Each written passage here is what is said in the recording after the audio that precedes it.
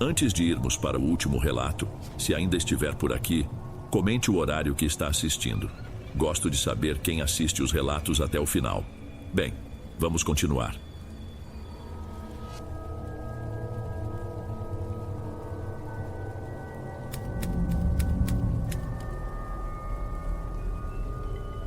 Meu nome é Charles.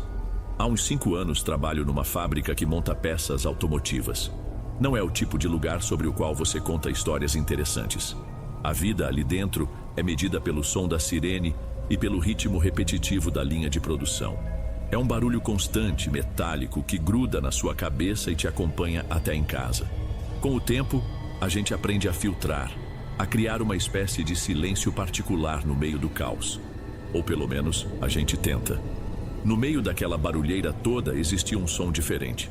Um assobio. Uma melodia curta, simples, que sempre vinha da mesma direção. Era o som do seu Dirceu. Ele já passava dos 50 anos e trabalhava na máquina ao lado da minha. Tinha um jeito tranquilo, quase como se não pertencesse àquele ambiente frenético. Enquanto todo mundo estava sempre com a cara amarrada, correndo para bater meta, ele parecia operar em um ritmo próprio. Eu era novo na empresa quando me colocaram na linha dele. Nas primeiras semanas, eu apanhava bastante para acertar o encaixe de uma peça específica, e um dos supervisores vivia na minha cola por causa disso. Eu já estava quase pedindo as contas. Um dia, na troca de turno, seu Dirceu se aproximou, esperou o supervisor se afastar e me mostrou um macete. Uma pequena inclinação no pulso que fazia a peça deslizar sem esforço. Ele não falou muito. Só deu um tapinha no meu ombro e disse: "Pega o jeito, guri, o resto é só paciência." Aquilo mudou tudo para mim. Pode parecer pouco, mas naquele ambiente, um gesto de ajuda como aquele valia ouro. A partir daquele dia, o assobio dele deixou de ser só mais um barulho na fábrica. Para mim, virou uma espécie de lembrete de que mesmo no lugar mais impessoal do mundo, ainda existia gente. Era um som que trazia calma, uma prova de que a rotina não tinha engolido todo mundo. Tudo começou numa segunda-feira. Cheguei para o meu turno e pela primeira vez em anos, a máquina ao lado da minha estava quieta. O lugar do seu Dirceu estava vazio. Eu estranhei, claro, mas não dei muita importância. Pensei que ele poderia estar doente ou que talvez tivesse tirado o dia de folga para resolver alguma coisa. Acontece. Mas o dia passou inteiro e o silêncio naquele canto da linha de produção foi se tornando pesado, incômodo. Na terça, a mesma coisa, o posto dele vazio. Foi aí que a rádio peão começou a funcionar. Durante o café, todo mundo já comentava. Ninguém tinha notícias. O supervisor, quando perguntado, só dizia que ele não tinha aparecido e nem ligado para dar satisfação, o que era totalmente fora do feitio dele. Seu Dirceu era o tipo de funcionário que, se fosse se atrasar 5 minutos, fazia questão de avisar. A preocupação começou a tomar o lugar da estranheza. Na quarta-feira, a notícia bateu pesado em todo mundo. Um dos gerentes reuniu a equipe e comunicou oficialmente. A família de seu Dirceu tinha registrado o desaparecimento dele. Ele tinha saído de casa na noite de domingo a caminho do trabalho para pegar o turno da noite e simplesmente não chegou. Ninguém mais o viu. A polícia foi acionada, mas os próprios colegas de fábrica se mobilizaram.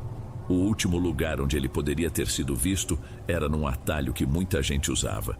A fábrica fica numa área meio isolada e para chegar no ponto de ônibus principal, ou você dava uma volta enorme de quase 15 minutos pela avenida, ou cortava caminho por um terreno baldio gigantesco, um descampado cheio de mato alto e entulho. Durante o dia era tranquilo, mas à noite o lugar era uma escuridão só. Sabíamos que seu Dirceu pegava aquele atalho quando estava com pressa. No fim do turno, um grupo de uns 20 funcionários, eu incluído, foi até lá. Com as lanternas fracas dos celulares, a gente se espalhou pelo mato procurando qualquer coisa. Um documento, o celular, um sinal de briga, qualquer rastro. Não encontramos absolutamente nada. Era como se ele tivesse sumido no ar naquele trajeto de 200 metros entre a rua e os portões da fábrica. As semanas foram passando. A polícia diminuiu as buscas e a vida, como sempre acontece, foi forçando todo mundo a seguir em frente. Outro funcionário, um temporário, foi colocado na máquina do seu Dirceu. A fábrica voltou a ser o que sempre foi, um lugar barulhento focado em números e produção. Mas, para mim, o silêncio continuava lá. A ausência daquele assobio tinha deixado um buraco no barulho do meu dia. A tristeza de todo mundo foi virando uma coisa só minha, uma coisa que eu guardava para mim. Foi mais ou menos um mês depois do desaparecimento que os boatos começaram. Sabe como é rádio peão? As histórias correm o chão de fábrica mais rápido que qualquer notícia oficial. Começou baixo, com o pessoal do turno da noite. Eu ouvia trechos de conversas no refeitório, no vestiário. Falavam que o sistema de ponto eletrônico, aquele que a gente usa a digital para registrar a entrada, estava com algum tipo de problema. No começo, eu ignorei completamente. Equipamento de fábrica vive dando defeito. Não seria a primeira nem a última vez. Pensei que era só isso, uma falha técnica, e que a imaginação do pessoal, já abalada pela história do Dirceu, estava preenchendo as lacunas com coisa que não existia. Cheguei a achar um pouco mórbido, para ser sincero, ficar criando história de fantasma em cima de uma tragédia real. Só que a história não morreu. Pelo contrário, ela foi ganhando força. Deixou de ser um defeito e passou a ter hora marcada. O papo era que, toda noite, por volta das 10 horas, o horário exato que o seu Dirceu chegava para o turno dele, o relógio de ponto apitava, sozinho, como se alguém tivesse acabado de registrar a entrada, mesmo sem ter ninguém por perto. Continuei tratando como bobagem, uma lenda de fábrica, mas lá no fundo aquilo começou a me incomodar. Uma dúvida ficou martelando na minha cabeça. Aquilo não saía da minha cabeça. A história do relógio de ponto simplesmente não ia embora. Toda vez que eu achava que o assunto tinha morrido, alguém do turno da noite comentava de novo, sempre com um ar meio assustado, meio fascinado. Chegou a um ponto em que eu precisava saber a verdade. Não por fofoca, mas por respeito à memória do seu Dirceu. Parecia errado deixar que o nome dele virasse uma assombração de corredor de fábrica. Eu precisava ouvir de alguém que não estivesse só repassando um boato. Eu precisava falar com a Adélia. Adélia era a supervisora do turno da noite, uma mulher séria, competente, que não tinha tempo para brincadeira. Esperei o dia certo na troca de turno, quando o pessoal da noite está chegando e o da manhã está saindo. Vi ela perto da sala de controle, com uma prancheta na mão e a expressão mais cansada que o normal. Respirei fundo e me aproximei. Adélia, com licença, posso te tomar um minuto? Ela me olhou primeiro sem reconhecer, depois focou o rosto. Ah, oi Charles, pode falar, mas tem que ser rápido que a gente já vai começar a rodar a linha. A voz dela era prática, como sempre. Eu não sabia bem como começar, então fui direto, mas com cuidado. Escuta, o pessoal anda falando umas coisas, umas histórias sobre o relógio de ponto. Eu queria saber se é verdade. O rosto dela se fechou na hora. Ela desviou o olhar como se procurasse um jeito de sair da conversa. Charles, isso é bobagem de peão, você sabe como o povo é. O sistema deu umas falhas, a gente já chamou o pessoal da TI. Assunto resolvido. Mas o jeito dela dizia o contrário. Ela ajeitava os papéis na prancheta sem necessidade, a voz um pouco mais dura que o normal. Eu entendo, insisti baixando um pouco a minha voz. É que eu era próximo do seu Dirceu. Essa história toda, não sei, me parece errada. Eu só queria saber o que realmente está acontecendo. Ela ficou em silêncio por um instante me encarando. Vi os ombros dela caírem um pouco, como se ela tivesse desistido. Ela olhou para os lados, me puxou pelo braço para um canto mais afastado, perto dos bebedouros. Não é bobagem, Charles. A voz dela agora era um sussurro baixo, rápido. Acontece toda noite, sempre perto das 10 horas, ela me contou. Contou que na primeira vez ela mesma ouviu o bip e foi ver quem tinha chegado. Não viu ninguém. Achando estranho, acessou o registro do sistema. O último nome na tela era o dele, com o horário de entrada marcado. Ela achou que era um erro, um bug bizarro, mas o erro se repetiu na noite seguinte. E na outra. Outros funcionários ouviram. Um deles foi com ela até o computador e viu o registro com os próprios olhos. Meu estômago revirou, mas eu ainda tentava achar uma lógica. Mas pode ser um erro no cadastro dele na digital, alguma coisa assim, não? Adélia balançou a cabeça devagar. O olhar dela estava fixo num ponto vazio do corredor. Eu também pensei isso, a gente pensou em tudo, mas tem mais uma coisa. Ela fez uma pausa e o jeito que ela me olhou me deu a certeza de que tinha mais coisa. Não é só o bip do relógio. Depois que o aparelho apita, alguns segundos depois, a gente escuta o assobio. Minha garganta fechou. O assobio? O assobio dele, Charles, ela confirmou. E pela primeira vez eu vi medo de verdade nos olhos daquela mulher. A mesma melodia de sempre, baixinho, como se ele estivesse vindo pelo corredor. É só por um instante e depois para. Mas todo mundo que estava perto já ouviu. Não tem erro de sistema que explique isso. Saí de perto da Adélia sem saber direito o que pensar. O barulho da fábrica parecia distante, abafado. A única coisa que ecoava na minha cabeça era a palavra assobio. A história tinha deixado de ser um boato de corredor para se tornar algo palpável, real, confirmado por uma fonte que não tinha motivo nenhum para inventar aquilo. O medo que eu sentia antes era vago, uma curiosidade mórbida. Agora, ele tinha um nome, um rosto e, o que era pior, um som. Nos dias que se seguiram, eu não consegui mais trabalhar em paz. Cada peça que eu encaixava na máquina, usando o macete que seu Dirceu tinha me ensinado, parecia um lembrete. O silêncio no posto ao lado não era mais um vazio. Era uma sensação de que tinha algo ali onde não havia nada. Eu me pegava olhando para o corredor, imaginando a cena. O relógio apitando para o nada, seguido por aquele som fantasma.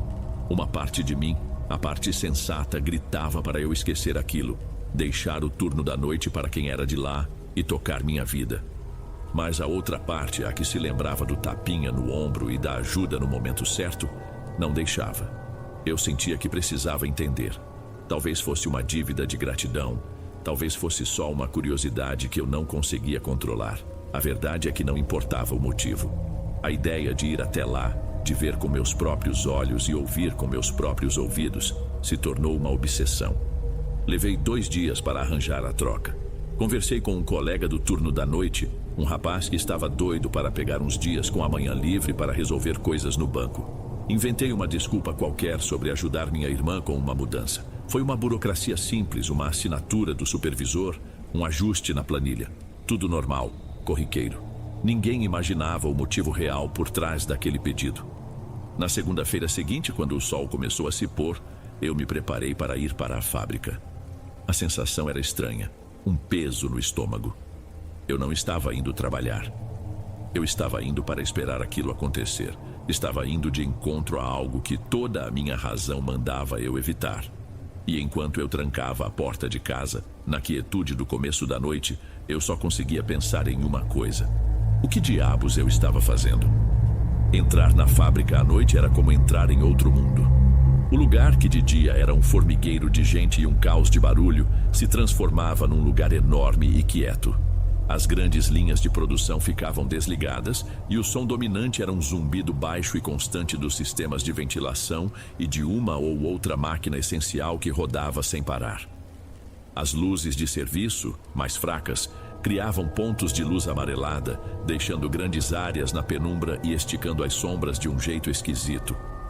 Éramos poucos, talvez 1/5 do pessoal do dia, e a sensação era de estar ocupando um espaço que não nos pertencia. Tentei me concentrar na minha tarefa, mas era inútil. Meus olhos não desgrudavam do relógio digital na parede a uns 20 metros de onde eu estava. Cada minuto se arrastava. 9h40, 9h50. Eu sentia meu coração batendo num ritmo diferente do zumbido da fábrica. Eu estava tenso, esperando por algo que eu nem sabia se queria que acontecesse. Olhei em volta. Os outros poucos funcionários estavam em seus postos, concentrados. Ninguém parecia notar minha ansiedade. O cheiro de metal frio e óleo parecia mais forte no ar parado. 9h59. Parei o que estava fazendo. Segurei a respiração. O zumbido das máquinas pareceu recuar, como se o mundo todo estivesse prendendo o fôlego junto comigo. Os segundos pareciam não passar. E então veio o som. Um bip eletrônico agudo e claro cortou a monotonia do ambiente. O som exato que o relógio fazia ao validar uma digital. Durou 1 segundo. E foi seguido por um silêncio profundo, quase artificial. Por um instante, uma parte de mim relaxou. Era só isso. Um bip fantasma. Um defeito esquisito. Mas a parte que se lembrava da voz de Adélia sabia que ainda não tinha acabado. E não tinha. Uns 5 segundos depois do bip começou. Veio do corredor que levava aos vestiários, onde ficava o relógio. Era baixo, quase imperceptível, mas inconfundível. Uma melodia curta, assobiada. A melodia de seu Dirceu. Não parecia um som eletrônico, não tinha o chiado de uma gravação. Era um som que parecia de gente, não de uma gravação. Durou uns 3, 4 segundos e sumiu. Fiquei completamente imóvel com a ferramenta na mão. O ar não entrava nos meus pulmões. Olhei para o lado na direção de um colega que trabalhava a uns 10 metros de distância. Ele também estava parado. Nossos olhos se encontraram através da penumbra da fábrica e não precisamos dizer uma única palavra. Ele tinha ouvido. Ele sabia. E o olhar dele me confirmava o que eu agora tinha certeza absoluta. A história era real. Eu continuei no turno da noite pelo resto daquela semana e o ritual se repetiu. Toda noite sem exceção. Às 10 horas, o bip. Segundos depois, o assobio. O choque inicial deu lugar a um medo que virou rotina. Eu e os outros funcionários, a gente não comentava sobre o assunto, mas havia um combinado silencioso no ar. Naquele minuto, todos ficavam um pouco mais quietos, um pouco mais tensos. Era o nosso segredo, o fantasma que todos nós fingíamos não ver, mas que nos assombrava todas as noites. Na minha última noite na troca, na sexta-feira, algo foi diferente. Quando o assobio começou, ele não me pareceu vir do corredor. O som soou mais distante, como se viesse de muito longe. Foi uma percepção sutil, mas que mudou tudo. Um impulso irracional tomou conta de mim. Eu precisava ver. Larguei o que estava fazendo e caminhei quase sem pensar no que estava fazendo em direção às grandes janelas de vidro aramado que davam para os fundos da fábrica. Meu coração batia muito forte. Cada passo parecia pesado. Aquelas janelas davam para o terreno baldio, para o atalho. A luz dos holofotes da fábrica iluminava um trecho do pátio de cascalho e o começo do matagal. Mas depois disso, era um breu completo. A escuridão ali era tão densa que parecia uma parede sólida. O atalho era só uma linha fraca, um risco de terra batida que sumia nessa parede de escuridão. E foi então que eu o vi. Parado exatamente onde a luz dos refletores morria e a escuridão do terreno começava. Era uma silhueta, o formato de uma pessoa alta e magra, recortada contra a escuridão. Estava simplesmente parado ali, imóvel, de frente para a fábrica. Não dava para ver rosto, roupa, nada. Era apenas o formato de uma pessoa onde não deveria ter ninguém. Ele não fazia nenhum gesto ameaçador. Ele só estava lá, observando. Naquele instante, tudo se conectou na minha cabeça. O assobio que parecia vir de fora. A figura parada na entrada do exato caminho onde seu Dirceu desapareceu. O relógio de ponto, a máquina. Talvez nunca tenha sido sobre a máquina. O aparelho era só um eco, uma antena que captava a presença que estava ali fora o tempo todo. A verdadeira assombração estava lá, presa àquele lugar. Eu tropecei para trás, me afastando da janela com a boca seca. Olhei em volta desesperado, mas não havia mais ninguém naquele trecho do galpão. Ninguém mais tinha visto. Aquilo de alguma forma tinha sido só para mim. Voltei para o meu turno da manhã na semana seguinte. A luz do sol, o barulho ensurdecedor da linha de produção a todo vapor. Tudo pareceu um alívio nos primeiros dias. Tentei me convencer de que a escuridão e o silêncio da noite tinham pregado uma peça na minha cabeça. Mas a imagem daquela silhueta parada na beira do mato não saía da minha cabeça. Eu não olhava mais para as janelas dos fundos. Eu me forcei a entrar na rotina, a focar no trabalho, a ser apenas mais uma engrenagem. Umas 3 semanas depois, a gerência anunciou que faria uma modernização nos sistemas de acesso. Contrataram uma empresa terceirizada que veio e trocou tudo.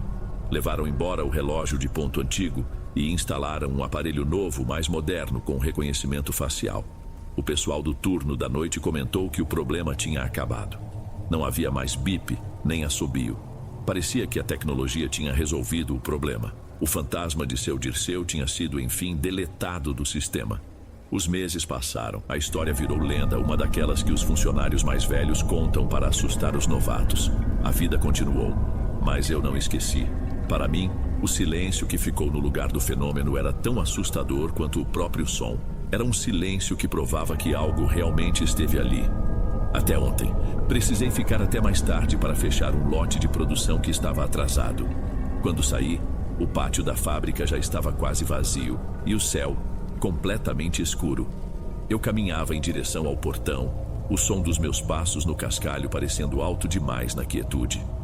Eu estava passando ao lado da cerca que separa a fábrica do terreno baldio. Foi quando eu ouvi. Não veio de dentro da fábrica, não tinha bip antes, veio direto da escuridão do matagal a uns 20 metros de mim. Baixo, melancólico, inconfundível, o assobio. A melodia curta e simples de seu Dirceu, flutuando no ar da noite. Eu parei de andar. As luzes da rua ao longe pareceram piscar e sumir. Fiquei ali, no meio do pátio, ouvindo. Ele não estava mais preso ao relógio, não estava mais preso ao horário das 10 da noite. Ele estava solto. Ou talvez ele sempre esteve.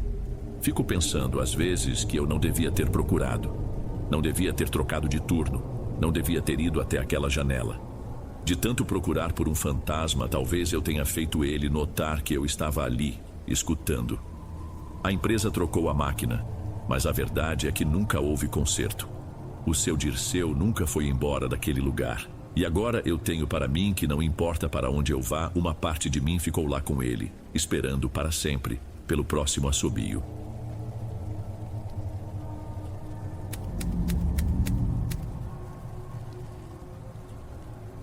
Boa noite, Dom. Meu nome é Virgínia, e o que vou contar começou quando minha família decidiu voltar para o lugar de onde a gente nunca deveria ter saído. 15 anos atrás, tivemos que abandonar nosso sítio, quase da noite para o dia. Não foi por dívida nem por briga de família, foi por algo muito pior. Uma coisa que se espalhou pela serra inteira, um silêncio violento que engolia as pessoas. Diziam que era gente ruim, homens que chegaram e tomaram conta dos caminhos, das estradas, e quem não saía por bem simplesmente sumia. Vivemos esses 15 anos numa cidade de praia, um lugar que nunca pareceu nosso. Meu pai, Thales, sempre forte, foi murchando aos poucos, com saudade da terra dele. Minha mãe, Sônia, se apegou ainda mais à fé, rezando todo dia pela hora de poder voltar. Eu e minha irmã mais nova, Lúcia, crescemos com as histórias do sítio, um paraíso perdido que só existia nas lembranças deles. Quando os boatos de que a situação tinha se acalmado chegaram, foi como se uma porta se abrisse. Meus pais não pensaram duas vezes. Meus irmãos mais velhos já tinham suas vidas, seus próprios cantos. Sobramos eu e Lúcia. Eu, com 20 anos, sentia uma necessidade estranha de conhecer aquele lugar, de entender a raiz da saudade deles. Lúcia, mais nova, veio por nós para ajudar. O caminho de volta já dizia tudo. O asfalto acabava e virava uma estrada de terra esburacada que cortava um mato que não parecia amigável. Era um mato denso, fechado, que parecia querer engolir a picada que a gente seguia. A casa ainda estava de pé, mas era um esqueleto. A tinta descascada, as janelas sem vidro pareciam buracos escuros, e a varanda, onde minha mãe dizia que tomava café, ameaçava desabar. Meu pai desceu do carro e ficou parado, as mãos na cintura, só olhando. Não era o olhar de quem reencontra um velho amigo, era o de quem avalia uma ferida. Dá trabalho, ele disse com a voz meio rouca, mas a gente levanta isso aqui de novo. Minha mãe não respondeu. Ela caminhou devagar até a porta da frente, se ajoelhou e com a palma da mão começou a varrer a terra acumulada na soleira, num gesto que era metade limpeza, metade prece. Eu e Lúcia ficamos para trás, perto do carro. O ar ali era pesado, parado. Não tinha cheiro de natureza, de vida. Tinha cheiro de coisa guardada, de tempo apodrecido. Naquela primeira noite, deitados em colchões no chão do único quarto que não tinha goteira, eu entendi. Não tínhamos voltado para casa. Tínhamos voltado para o que sobrou dela. E o que sobrou, não sei explicar, mas não parecia estar feliz em nos ver. Nos primeiros dias, o trabalho era bruto. A gente arrancava mato, esfregava o limo das paredes, jogava fora o que o tempo tinha estragado. O silêncio era quebrado pelo barulho das nossas ferramentas e pela voz do meu pai dando ordens. Aos poucos, a casa foi perdendo a cara de abandono, mas a sensação estranha continuava ali, no ar. Para comprar mantimentos, a gente descia até uma vendinha que ficava a uns bons quilômetros dali, o único comércio num raio enorme. Era um lugar pequeno de madeira com um balcão gasto e prateleiras cheias de coisas básicas. Foi lá que começamos a ouvir as histórias. Outras poucas famílias, quase todas de gente mais velha, também estavam voltando. E com elas vinham os casos. Falavam baixo, como quem conta um segredo vergonhoso. Um vizinho que ouvia choro de criança no meio da noite onde não morava ninguém. Outro que jurava ver vultos passando na beira da estrada quando voltava da cidade. Meu pai só balançava a cabeça, dizia que era conversa de gente assustada. Mas minha mãe ficava quieta, só ouvindo os dedos apertando o terço que ela nunca tirava do bolso do avental. A primeira coisa que realmente me abalou não aconteceu comigo. Foi com a Lúcia. Numa tarde, ela pegou a bicicleta velha que a gente tinha trazido e foi dar uma volta. Queria ver o riacho que meu pai tanto falava. Demorou mais que o normal para voltar. Quando chegou, estava pálida, com os olhos arregalados. Ela largou a bicicleta de qualquer jeito no terreiro e entrou em casa, a respiração curta. "O que foi, menina?" minha mãe perguntou, largando a panela que estava areando. Lúcia bebeu um copo d'água de um gole só, a mão tremendo um pouco. "Tinha alguém me seguindo", ela disse, e a voz dela quase não saía. Eu ouvia os passos atrás de mim no mato. Sempre que eu parava para olhar, o barulho parava também. "Devia ser algum bicho, filha, um tatu, uma capivara." Meu pai tentou acalmar. "Não era bicho, pai." Lúcia olhou para mim buscando apoio. Era um assobio. Bem baixo, fino. Parecia que estava me chamando. Eu pedalei o mais rápido que pude na volta. Não olhei para trás nenhuma vez. Naquela noite eu demorei para dormir. Fiquei ouvindo os sons da casa, o estalo da madeira, o vento lá fora. O assobio que Lúcia descreveu não saía da minha cabeça. Não era mais só uma sensação ruim no ar. Agora o medo tinha um som e parecia estar cada vez mais perto. Uma semana depois, o dono da venda, um senhor de bigode amarelado pelo cigarro chamado Valdemar, nos chamou no canto do balcão. Ele tinha comprado um sítio ali perto, um lugar maior, com 3 casas de tijolo. O nome era Sítio da Lagoa Seca. Ele disse que o lugar tinha má fama, que tinha sido um dos pontos principais daquela gente ruim, e por isso os donos antigos nunca mais quiseram voltar. Valdemar, no entanto, era homem de negócio. Queria limpar a casa principal para se mudar com a esposa e, quem sabe, alugar as outras depois. "Ouvi dizer que as meninas são trabalhadoras", ele disse com um olho em mim e outro em Lúcia. "O lugar tem má fama. O povo fala de assombração. Essas besteiras de sempre. Mas o único fantasma que eu vi por lá é o do prejuízo. Por isso pago bem, o dobro do que as comadres por aí pagam para espantar o medo. É só para dar uma geral na casa grande e tirar o grosso da sujeira. O resto eu mesmo faço." O dinheiro era bom demais para recusar. A gente precisava. No dia seguinte, pegamos as bicicletas e fomos para lá. O sítio da Lagoa Seca ficava mais fundo na serra, num desvio da estrada principal.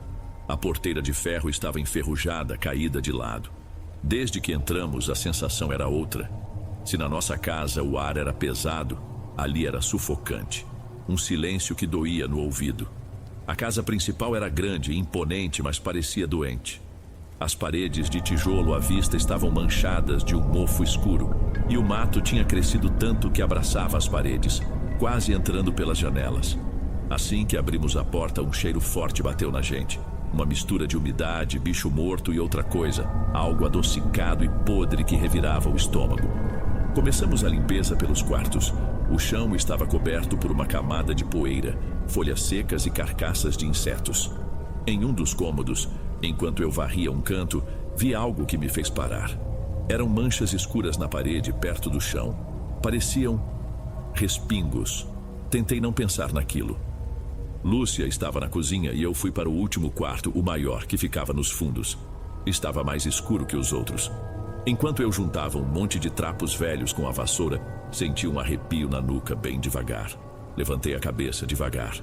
No canto mais escuro do quarto, perto de um armário sem portas, tinha um homem parado. Ele era alto, magro e usava roupas escuras e rasgadas. O rosto estava na penumbra, mas eu podia ver que ele me olhava. Não era um vulto, não era uma impressão. Ele estava ali. Fiquei sem ar, a vassoura pesando 1 tonelada na minha mão.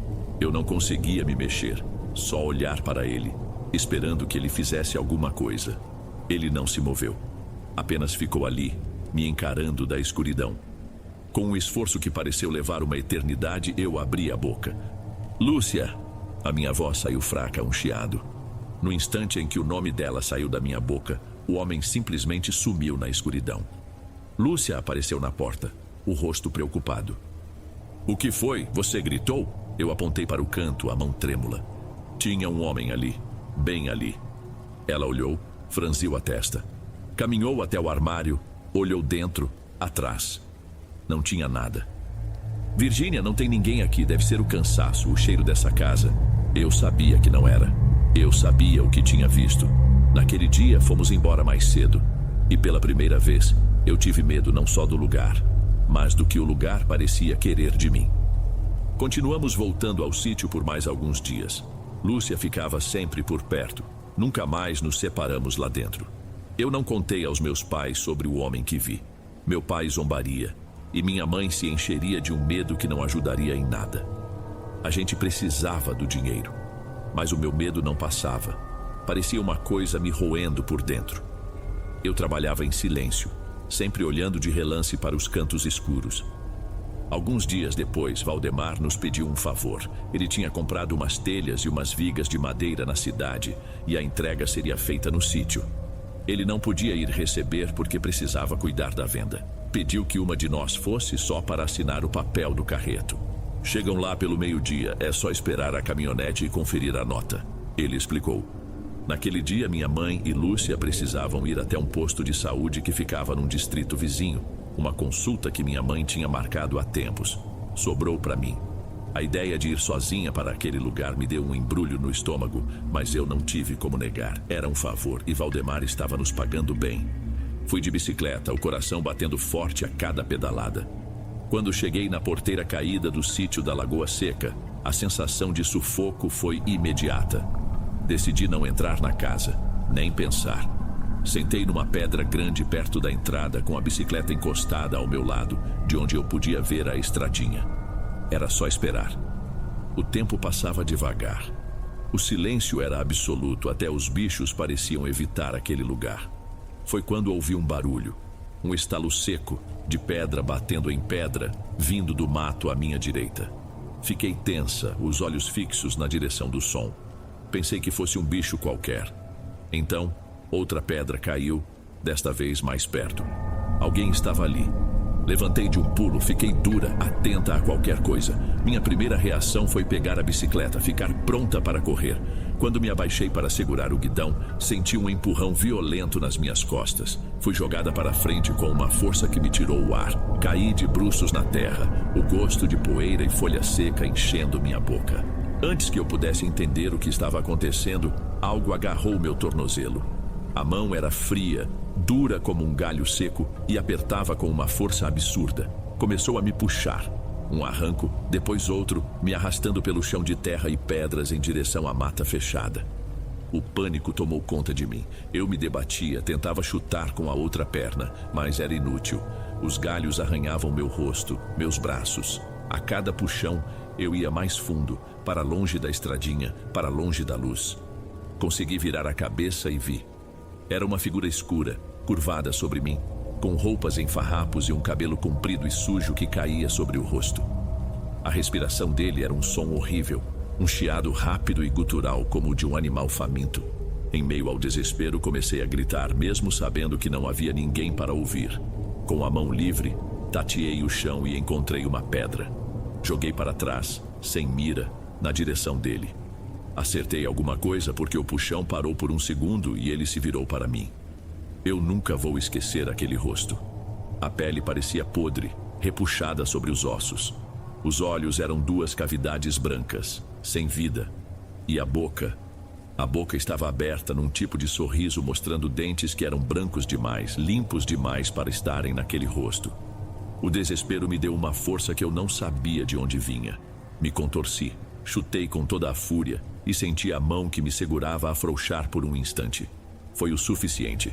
Puxei minha perna com violência e me arrastei para longe dele, me levantando de um jeito desajeitado. Não olhei para trás. Corri com toda a força que eu tinha, tropeçando em raízes, os pulmões queimando, até ver a claridade da estrada de novo. Peguei a bicicleta caída e pedalei sem rumo, só querendo deixar aquele inferno para trás. Eu pedalava sem sentir as pernas, só o ardor nos pulmões e o gosto de sangue na boca, onde eu devo ter mordido a língua. Meus braços e costas queimavam pelos arranhões. As lágrimas escorriam, se misturando com o suor e a poeira. A cada curva da estrada eu olhava para trás, esperando ver aquela figura escura saindo do mato, me seguindo. Passei por outra casa abandonada com o telhado quase no chão. Por um instante, olhei em direção à porta aberta e gelei na hora. Havia uma silhueta escura parada ali no vão, alta e imóvel, como um recorte na penumbra. Não parei. Baixei a cabeça sobre o guidão e pedalei com mais força ainda, o medo me dobrando as costas.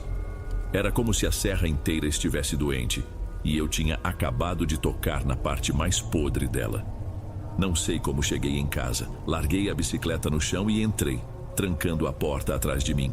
Um gesto inútil. Meus pais e Lúcia ainda não tinham voltado. O silêncio da nossa própria casa, que antes era reconfortante, agora parecia cheio de buracos, lugares por onde qualquer coisa poderia entrar. Corri para o banheiro, me olhei no espelho pequeno e mal me reconheci. O rosto sujo, os olhos esbugalhados de pavor, um arranhão feio na bochecha. Lavei os machucados, a água ardendo, e troquei de roupa, escondendo as piores escoriações. Eu não ia contar. Ninguém acreditaria. Naquela noite o sono não foi um refúgio, foi uma continuação. Sonhei que estava sendo arrastada de novo, sentindo a terra raspar na minha pele, o cheiro podre daquela coisa, o som da sua respiração. Acordei várias vezes, o corpo encharcado de suor frio, o coração martelando. O pior veio algumas noites depois. Acordei com Lúcia me sacudindo, o rosto dela pálido sob a luz fraca de um lampião. Virgínia, acorda! Ela sussurrava, a voz cheia de pânico. O que foi? Perguntei, a cabeça pesada de um sono ruim. Você estava falando. Os olhos dela estavam fixos em mim. Não era um sonho. Você estava conversando. Eu não entendi. Sentei na cama, o corpo todo arrepiado. Conversando com quem, Lúcia? A gente está sozinha no quarto. Eu não sei. A voz dela subiu um pouco. Você falava baixo, umas palavras que eu não entendia e tinha outra voz respondendo. Senti um nó no estômago. Que outra voz? Um sussurro. Ela disse, quase chorando. Vinha de perto de você, bem baixo. Parecia que tinha alguém debaixo da sua cama. Eu ouvi, Virgínia. Eu juro que ouvi. E você ria. Um risinho baixo. Horrível. Eu neguei com a cabeça, mas um terror profundo começou a tomar conta de mim. Eu não me lembrava de nada. Absolutamente nada. Na manhã seguinte, quando fui arrumar a cama, senti algo áspero sob o lençol. Puxei a coberta. Espalhado perto de onde meus pés ficavam, havia um punhado de terra escura e folhas secas e quebradiças. A mesma terra do sítio da Lagoa Seca. Não era mais só uma lembrança ou um pesadelo. O que quer que fosse aquela coisa, ela não tinha me soltado quando eu fugi. De algum jeito, eu a tinha trazido para dentro de casa, para dentro do meu quarto. A partir daquela noite, tudo mudou. Eu me tornei uma estranha dentro da minha própria família. Lúcia não dormia mais direito. Deixava o lampião aceso a noite toda, e às vezes eu acordava e a via sentada na cama, apenas me observando em silêncio, com os olhos cheios de um medo que me partia o coração. Depois de alguns dias, ela arrumou uma desculpa qualquer e levou o colchão dela para o quarto dos nossos pais. Fiquei sozinha com o meu medo e com o que quer que dormisse comigo. Minha mãe, Sônia, percebeu a gravidade da situação à sua maneira. Ela começou um ritual silencioso de proteção. Passou a colocar uma fileira de sal grosso na minha porta antes de dormir. Me obrigava a tomar chás de ervas com gosto amargo que, segundo ela, limpavam o corpo por dentro. Toda noite sentava ao meu lado e rezava baixinho, passando um ramo de arruda pela minha cabeça, pelo meu corpo, enquanto pedia a Deus que afastasse todo o mal. Eu deixava porque via o desespero nos olhos dela, mas nada adiantava. A sensação de ter alguém sempre ao meu lado, uma presença fria e pesada, não ia embora. Meu pai, Thales, era o mais difícil. Ele não via com os mesmos olhos. Para ele, tudo não passava de cansaço, de nervosismo pela mudança. Ele via meu rosto pálido, minhas olheiras, minha falta de apetite e diagnosticava como frescura. Essa menina precisa de trabalho para ocupar a cabeça, eu o ouvi dizer para minha mãe uma noite, a voz abafada vindo da cozinha. A tensão explodiu durante um jantar. Minha mãe tinha feito uma sopa e eu apenas mexia com a colher, o estômago embrulhado só de pensar em engolir. Você não vai comer de novo, Virgínia? Meu pai perguntou, o tom já carregado de impaciência. Eu neguei com a cabeça sem conseguir falar. Thales, deixa a menina. Minha mãe interveio, a voz suave. Ela não está bem. Não está bem por quê? Ele retrucou, batendo a colher no prato. Porque fica deitada o dia todo com essa cara de assustada. Isso não é doença, Sônia. É coisa da cabeça dela. Isso não é coisa da cabeça dela. A voz da minha mãe se ergueu, firme, uma raridade. Você não vê? O mal pegou nela lá naquele sítio amaldiçoado. Isso não é coisa de médico. Ah, não me venha com essas histórias, ele gritou, se levantando. Mal, assombração. A gente voltou pra cá pra trabalhar, pra ter paz, não pra viver num hospício. Ele saiu batendo a porta e eu fiquei ali, sentada entre o choro silencioso da minha mãe e o lugar vazio do meu pai. O cheiro da sopa me dava náuseas. Eu era o motivo da briga. Eu era a doença na casa. O medo que eu sentia daquela entidade invisível começou a se misturar com outra coisa. O pavor de estar destruindo a minha família por dentro. Eu estava completamente só, presa entre o ceticismo do meu pai e a fé apavorada da minha mãe. A explosão aconteceu 2 noites depois. Eu tinha ido para a cama sentindo o habitual calafrio. A sensação de que o ar ao meu redor era denso e gelado.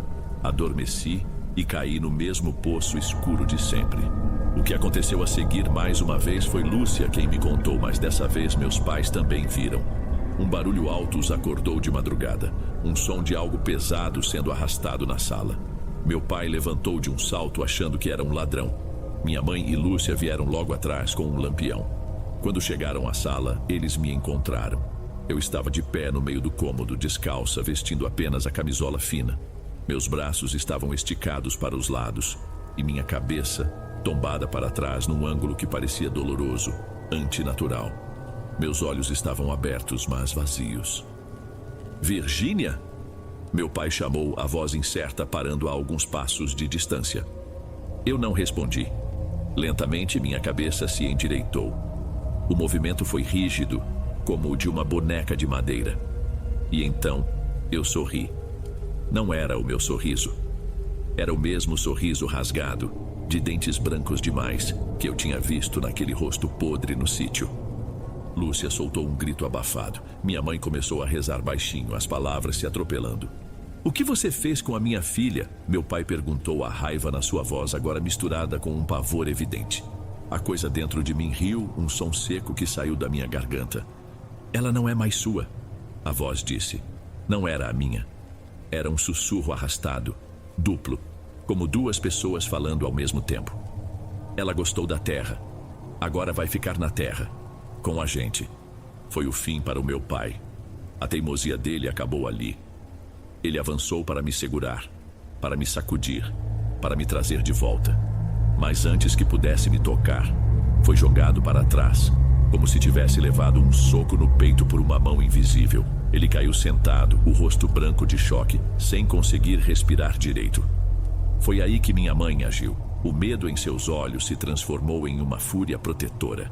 Ela se pôs na frente do meu pai e da Lúcia, erguendo o pequeno terço de madeira que carregava no bolso como se fosse uma arma. Em nome de Deus, eu te ordeno, ela gritou, a voz ecoando na casa silenciosa. Deixe a minha filha em paz. Você não tem lugar nesta casa. Você não tem poder sobre esta alma.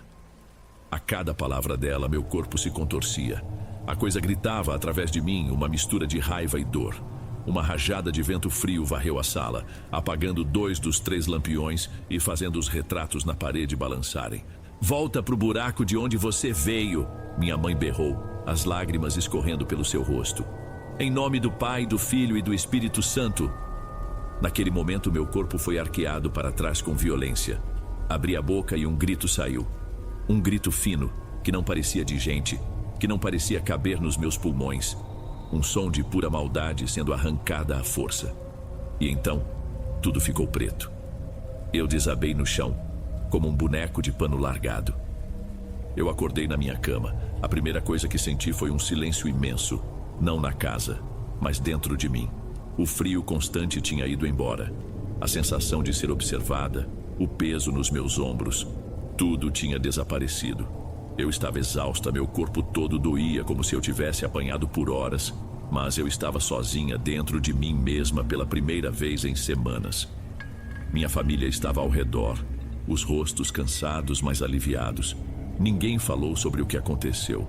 Não precisava. Todos nós sabíamos. A vida foi voltando a ser quase uma vida normal. Meu pai nunca mais tocou no assunto com raiva ou descrença. Às vezes, eu o pegava me olhando com uma expressão de culpa e um carinho que ele não demonstrava desde que éramos crianças. Lúcia voltou a dormir no nosso quarto. A casa ficou mais leve. Eu parei de ter os pesadelos com o arrastamento e de falar durante o sono. Na semana passada, enquanto varria o quarto, encontrei algo perto dos pés da minha cama, escondido sob o tapete. Uma única folha seca, escura e quebradiça. Exatamente como as que cobriam o chão do sítio da Lagoa Seca. Joguei fora, mas a memória ficou, como a cicatriz de uma queimadura feia. Cerca de um mês depois, meu pai voltou da venda do seu Valdemar com uma cara que eu nunca tinha visto. Ele sentou na mesa da cozinha e ficou um tempo em silêncio, olhando para as próprias mãos. Isolaram o sítio da Lagoa Seca, ele disse por fim. A voz dele era baixa, grave. A polícia está lá. Ninguém entra, ninguém sai. Mas por quê? Minha mãe perguntou, parando de lavar a louça. Meu pai respirou fundo. O Valdemar começou a cavar para fazer um poço novo. Achou coisa enterrada. Um arrepio percorreu meu corpo. Um eco fraco do terror que eu sentia antes. Que tipo de coisa, Thales? Minha mãe insistiu. Corpos, ele disse, e a palavra pesou no ar da cozinha. Um monte deles. Uma vala cheia de gente. Dizem que tem mais. A terra toda por ali está cheia de gente enterrada, daquela época. Naquele instante tudo fez um sentido horrível. Não era um fantasma. Não era uma assombração comum. Era algo muito pior. Era o peso de dezenas de vidas interrompidas com violência, de todo o desespero e agonia que aquela terra absorveu. A coisa que me atacou, que entrou em mim, era a soma de tudo aquilo. Uma sombra pesada, faminta, nascida da maldade dos homens. Hoje eu entendo que o que aconteceu comigo não foi um ataque, foi uma infecção. Eu pisei numa ferida aberta da terra e o pus daquela ferida vazou para dentro de mim. Minha mãe, com a força da sua fé, conseguiu me limpar, me costurar de volta. Mas a cicatriz está aqui. A sombra foi expulsa do meu corpo, mas ela continua lá na serra, na terra escura do sítio da Lagoa Seca. E uma parte de mim sabe que, não importa para onde eu vá, um pedaço daquela sombra sempre caminhará comigo.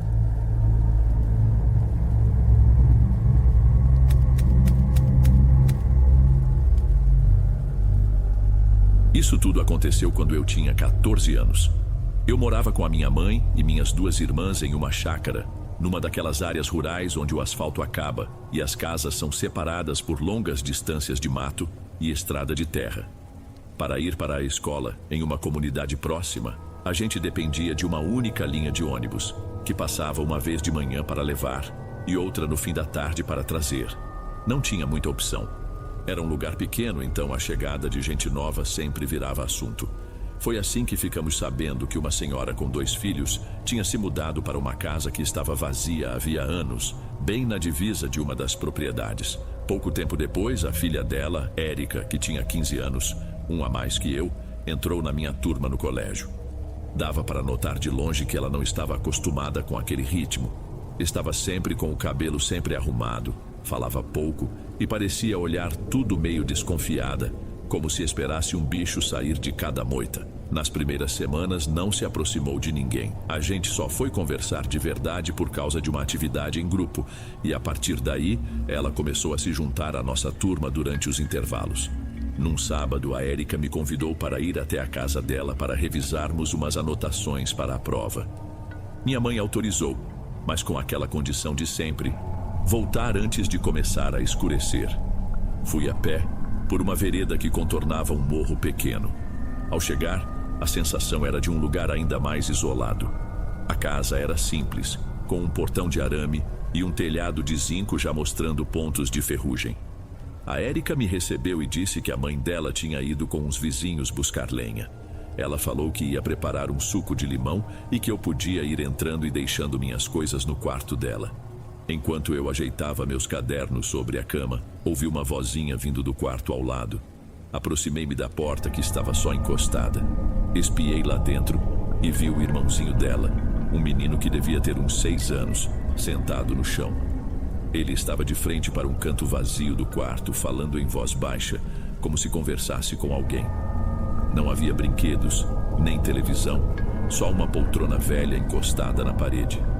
Ele falava, fazia uma pausa, balançava a cabeça e sorria, como se estivesse respondendo a perguntas que eu não podia ouvir.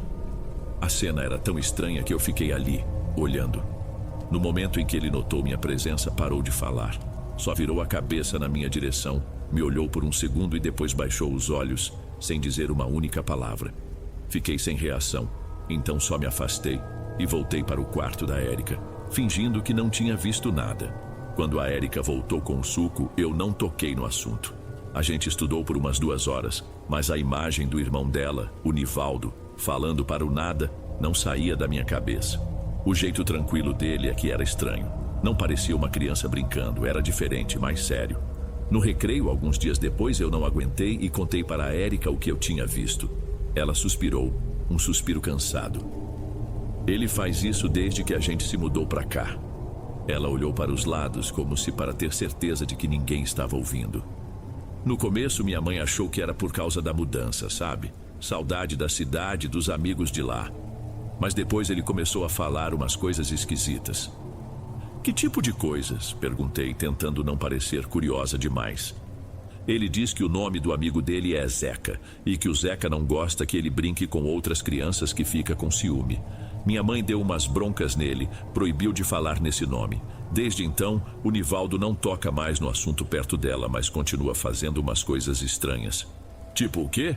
Às vezes ele separa um pouco da comida no prato, como se fosse para alguém.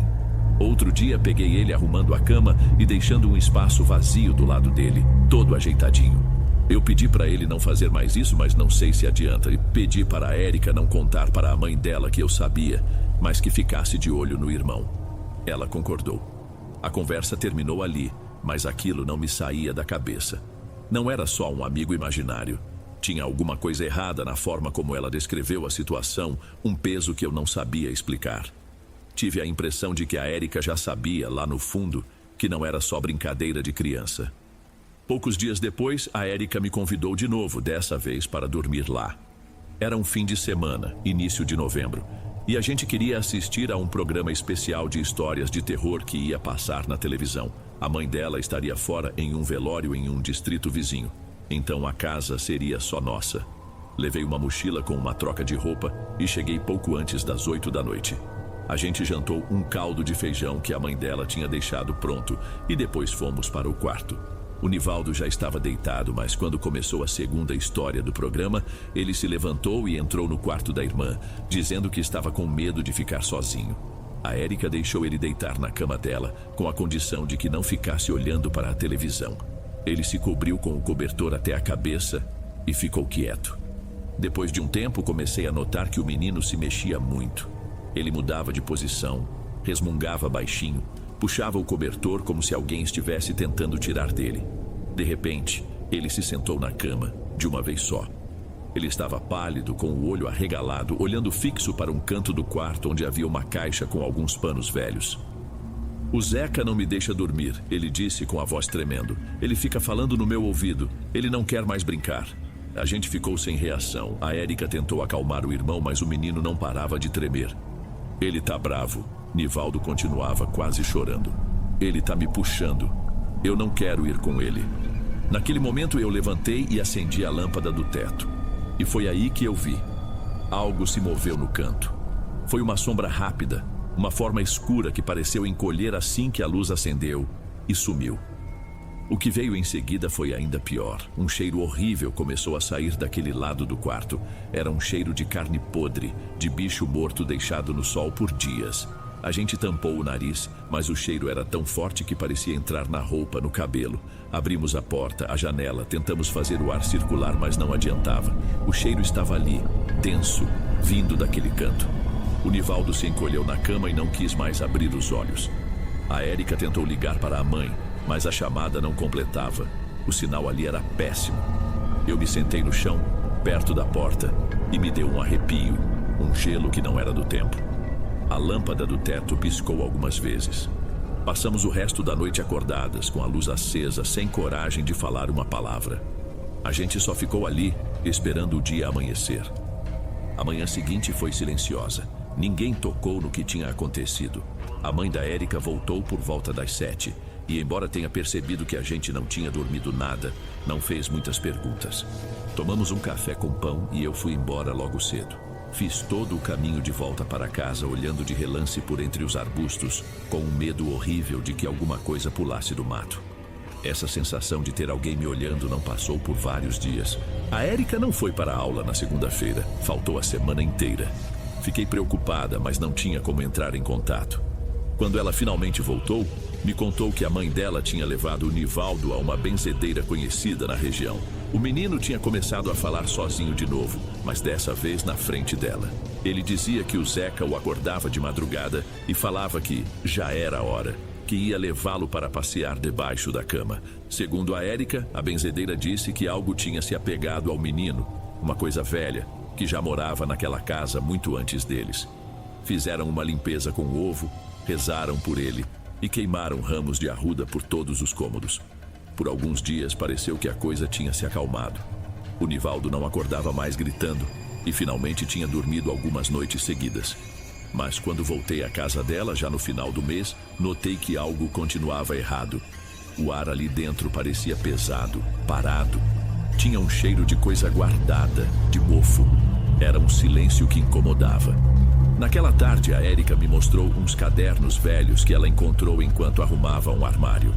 Eram cadernos escolares de outra criança. Alguns trechos estavam escritos a lápis, com uma caligrafia infantil e acompanhados de desenhos de figuras pequenas, como palitinhos, sempre paradas nos cantos dos desenhos. Eram desenhos de camas, janelas, portas. Em várias páginas, um nome se repetia, escrito de novo e de novo, como se a pessoa tivesse sido forçada a praticar a assinatura. Antônio. Eu não sei de quem são, ela me disse baixinho. Minha mãe só sabe que a casa era de um parente distante que morreu faz muitos anos. Aquilo me arrepiou. Zeca era um apelido comum, mas Antônio era informação demais para ser só uma coincidência. Depois da descoberta dos cadernos, as coisas que antes eram só estranhas começaram a ficar assustadoras. Não se passava uma semana sem que a Érica me contasse algo novo. Uma noite, enquanto a gente fazia uma tarefa da escola por telefone, ela me disse que ouvia passos no forro da casa. Não eram passos de bicho, eram pesados, como de uma pessoa andando de um lado para o outro. Outro dia, ela me contou que encontrou a porta do banheiro destrancada, sendo que tinha certeza de que a havia trancado por dentro. O Nivaldo, por sua vez, dizia que o Zeca não era mais seu amigo. Falava que agora ele dava ordens, que ficava violento se ele não obedecesse. Eu disse para a Érica que ela precisava contar tudo para a mãe, mas ela confessou que já tinha tentado. A mãe dela não queria acreditar. Dizia que eram coisas de criança, que a gente estava vendo muitos filmes. Mas o pior foi o que ela me contou depois. Uma noite, passando pelo quarto do irmão, ela o ouviu dizer que não queria ir, que a cabeça dele doía quando o amigo o tocava. Quando ela entrou, o menino estava sozinho, chorando, com o nariz sangrando. Foi aí que eu tive a ideia. Uma péssima ideia, eu sei hoje. Contei tudo para a minha prima, a Aline. Ela era mais velha, sempre foi meio diferente. Lia sobre essas coisas, acreditava em tudo e dizia que conversava com espíritos usando um tabuleiro que ela mesma tinha feito. Expliquei o que estava acontecendo e pedi que ela fosse conosco até a casa. Combinamos para um sábado à tarde. Ela levou o tal tabuleiro, umas velas brancas e um saquinho com sal grosso. Nos trancamos no quarto da Érica. O Nivaldo estava com a mãe do outro lado da casa. A Aline nos explicou as regras: manter a calma, não fazer perguntas bobas, não irritar o que quer que estivesse ali. Ela colocou o tabuleiro sobre uma mesinha, acendeu as velas e espalhou o sal em um círculo ao redor. Colocamos os dedos sobre o ponteiro sem fazer força. No começo não aconteceu nada, só se ouvia o vento lá fora. Depois de várias perguntas sem resposta, o ponteiro se moveu, bem devagar. Formou a palavra Zeca. A Érica tirou a mão na hora. A Aline pediu que ela respirasse fundo e voltasse. Perguntou à tábua quem era. O ponteiro começou a se mover mais rápido, com mais força. Amigo, ele escreveu. Antônio. As respostas eram curtas. Dizia que morava ali, que estava sozinho e que o Nivaldo era seu novo amigo, que o menino pertencia a ele. O ponteiro se movia com uma energia que não vinha de nós. Quando a Aline perguntou o que ele queria, ele escreveu: levar. De repente, o ponteiro começou a girar sem controle, deslizando sobre as letras sem formar palavra alguma. A vela à direita da mesa se apagou de repente, como se alguém a tivesse soprado. Um vento gelado passou pela gente. Chega, a Aline disse com a voz firme. Ela moveu o ponteiro à força para a palavra adeus. Guardou o tabuleiro e jogou o sal fora da casa. Ficamos em silêncio. A gente tinha feito exatamente o que não devia. Tínhamos provocado. E agora, alguma coisa sabia que a gente sabia da sua existência. Naquela noite mal consegui dormir. Não era mais só pela Érica ou pelo irmão dela. Era por mim, pela Aline. A gente tinha chamado por uma coisa sem saber o que era. E agora, parecia que essa coisa tinha atendido. A Érica me contou depois que desde aquela sessão, o Nivaldo ficou ainda mais apagado. Ele já não falava muito, comia pouco e passava horas olhando fixamente pela janela, como se esperasse alguém chegar. A prova de que tínhamos espalhado o problema veio da Aline. Ela me ligou uns dias depois, a voz tensa do outro lado da linha. Prima, tem coisa acontecendo aqui em casa desde sábado. Que tipo de coisa? Perguntei, já sabendo que a resposta não seria boa. Barulhos, porta do armário que abre sozinha. Ontem à noite eu juro que ouvi passos no corredor de madrugada. E eu estava sozinha em casa. O que quer que seja aquilo, não ficou só lá na chácara. Gelei. Se já estava ruim para ela, que só foi lá uma vez, imagine para mim. E então começou na minha casa. Uma manhã acordei e ao levantar da cama pisei em algo meio úmido no chão. Olhei para baixo. Havia pequenas manchas de terra escura e úmida no meu piso, bem ao lado da cama. Não chegavam a ser pegadas. Eram mais como borrões, como se algo pequeno e sujo tivesse parado ali. A primeira coisa que fiz foi procurar uma explicação lógica. Pensei no cachorro, mas ele sempre dormia na sala. Verifiquei meus sapatos, estavam na área de serviço. A janela do quarto estava trancada. E o mais estranho, não tinha chovido. De onde aquela terra molhada podia ter vindo? Limpei o chão, tentando me convencer de que devia haver uma explicação simples que eu não estava vendo. Mas na manhã seguinte aconteceu de novo. Lá estavam as manchas no mesmo lugar. Pequenos rastros de terra escura. Dessa vez eu não consegui me acalmar. Vasculhei o quarto todo procurando qualquer fresta, qualquer buraco. Não havia nada. Era impossível. Naquele instante, a segurança que eu sentia no meu próprio quarto acabou na hora. O medo não estava mais confinado à casa da Érica. De algum jeito eu tinha trazido um pedaço dele para a minha. E ele sabia onde eu dormia. Enquanto eu lidava com o meu próprio pânico silencioso, na casa da Érica as coisas desandaram de vez. A mãe dela, que até então arrumava qualquer desculpa para não acreditar, finalmente deu de cara com o que assombrava a família. Ela me contou que, em uma noite, enquanto limpava o quarto do Nivaldo, sentiu um sopro gelado e úmido na nuca, como se alguém estivesse respirando em seu ouvido. Ela se virou rápido, mas não havia ninguém. O quarto estava vazio. Logo em seguida, o espelho que ficava pendurado ao lado da cômoda simplesmente despencou da parede e se quebrou em 1000 pedaços no chão. Não tinha vento, ninguém tocou nele. Naquele momento, a ficha dela caiu. Desesperada, ela queria falar com alguém da igreja, mas não conhecia nenhum padre que fizesse bênçãos em casas. Eu disse que poderia perguntar ao meu tio, que conhecia um sacerdote no município, um senhor já de idade que às vezes visitava as comunidades menores. Nós o contatamos e, para nossa surpresa, ele concordou em ir. 2 dias depois, o padre chegou. Ele percorreu a casa inteira, cômodo por cômodo, rezando em voz baixa com um livro de orações na mão. O Nivaldo não quis sair da cama, ficou o tempo todo coberto, dizendo que o Zeca estava muito bravo. Enquanto o padre orava, o ambiente ficava cada vez mais denso, mais pesado. Ao final, ele nos disse que a casa precisava de mais do que uma simples bênção. Tem alguma coisa presa aqui, ele falou com o olhar sério. Uma força ruim, que não é de gente. Antes de ir embora, ele disse algo que nos deixou ainda mais inquietas. Não era a primeira vez que ouvia falar de uma presença com esse nome. Em outra localidade, anos atrás, outra família falava de um tal Antônio, um amigo de criança que se tornava violento se não o obedecessem. Eles também tiveram que abandonar tudo. Naquela mesma noite, a mãe da Érica decidiu dormir no quarto com o Nivaldo. Mas perto das 3 da manhã, acordamos com gritos. Corremos para o quarto e encontramos a senhora caída no chão. Ela disse que sentiu uma coisa empurrando ela da cama com uma força que não parecia normal. O Nivaldo estava sentado, com os olhos abertos, mas sem expressão nenhuma. Quando tentamos ajudá-la a se levantar, a porta do quarto bateu com uma violência que fez a parede tremer. A maçaneta girou e o trinco fez um estalo seco. Estávamos trancados. A gente entrou em desespero. A gente se jogava contra a porta, mas ela não se movia. E então o Nivaldo falou, mas não era a voz dele. Era uma voz rouca, grossa, que saía daquela criança pequena. Ele é meu. A voz encheu o quarto. Saiam daqui. A mãe dele, chorando, começou a rezar alto. Eu e Érica continuamos forçando a porta, aos chutes, aos empurrões. Não sei quanto tempo durou, mas em algum momento, com um estalo de madeira se partindo, o trinco cedeu. Não pensamos 2 vezes. Agarramos o Nivaldo, que continuava mole como um boneco, e saímos correndo para fora daquela casa, para a escuridão da noite. A decisão foi tomada ali, no meio do quintal, sem fôlego e morrendo de medo. Elas iriam embora, para sempre. No dia seguinte, ajudei a Érica e a mãe dela a colocarem o que podiam dentro de uma caminhonete emprestada. Elas não estavam fazendo uma mudança, estavam fugindo.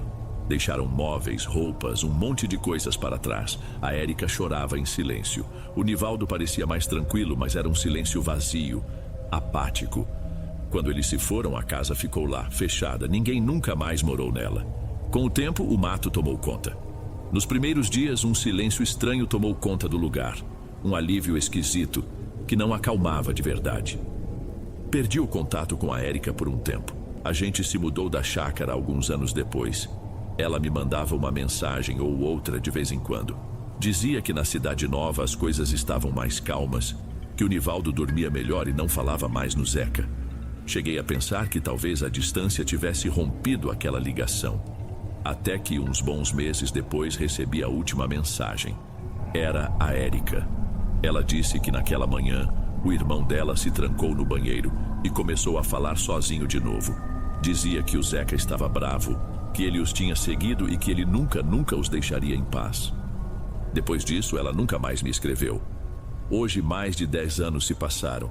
Eu tento não pensar muito nisso, tento me convencer de que foi um surto coletivo, uma sugestão, qualquer coisa. Mas eu sei que não foi. Eu sei por causa da culpa que eu carrego por ter levado minha prima com aquele tabuleiro, por ter cutucado uma coisa que deveria ter ficado quieta. E eu sei, principalmente, por outra razão. Eu moro em um apartamento agora no 3º andar de um prédio em outra cidade. Não há terra perto da minha janela, não tenho plantas no quarto. Mas ainda assim, tem manhãs em que eu acordo e sei, antes mesmo de olhar, que elas estão lá. As pequenas manchas de terra escura e úmida no piso claro, ao lado da minha cama. Elas não aparecem sempre, às vezes passam meses, mas elas sempre voltam. São um lembrete de que o Nivaldo nunca ficou livre do amigo dele. E que, de alguma forma, eu também nunca me livrei daquilo.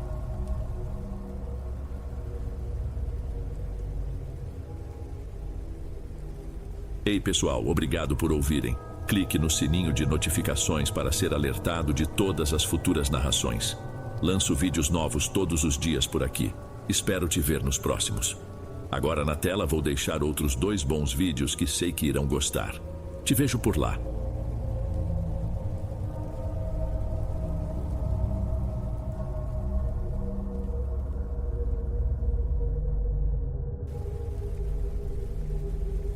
Antes de irmos para o próximo relato, se você é novo por aqui, não se esqueça de se inscrever no canal e ativar o sininho para receber as próximas histórias. Sua presença é importante e seu apoio é essencial. Bem, vamos continuar.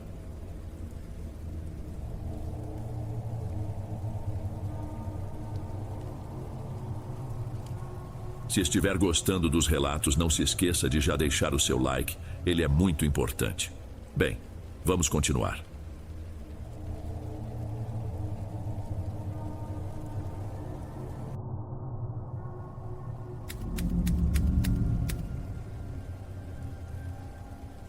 Boa noite, Dom. Tudo bem? Decidi escrever porque o que aconteceu comigo nos últimos meses ainda não faz sentido. E eu sinto que, se não contar para alguém, vou acabar enlouquecendo de vez. Meu nome é Rodolfo e a minha história começa com uma promessa de família. Eu sou arquiteto. Passo meus dias na correria da cidade grande entre projetos, clientes e o barulho constante com o qual a gente acaba se acostumando. Mas uma parte da minha família ainda vive no interior, num daqueles lugares onde o asfalto parece que desiste e entrega os pontos para a estrada de terra. Foi para lá que eu voltei em abril, depois de quase 10 anos sem visitar. A missão era simples, pelo menos no papel: restaurar a capelinha da família. Uma construção pequena, antiga, que fica nos fundos do terreno da casa que foi da minha bisavó e hoje é cuidada pelo meu tio-avô, Benedito. A ideia partiu dos meus pais como um jeito de preservar a memória dos que vieram antes. Para mim, era uma boa desculpa para sair da rotina e, honestamente, um desafio profissional interessante. Eu imaginava o antes e o depois, o orgulho de entregar aquilo pronto. Cheguei numa sexta-feira à tarde. O ar quente, o cheiro de mato, o silêncio que chega a zumbir no ouvido. É outro ritmo. Meu tio Benedito me recebeu na varanda, com aquele sorriso contido de quem não é muito de abraçar. Ele é um homem de poucas palavras, envelhecido pelo sol e pelo trabalho. Enquanto a gente tomava uma garapa, eu expliquei meu plano. Mostrei os desenhos preliminares que tinha feito. Fica tranquilo, tio. Em uns 2 meses a gente deixa ela nova em folha.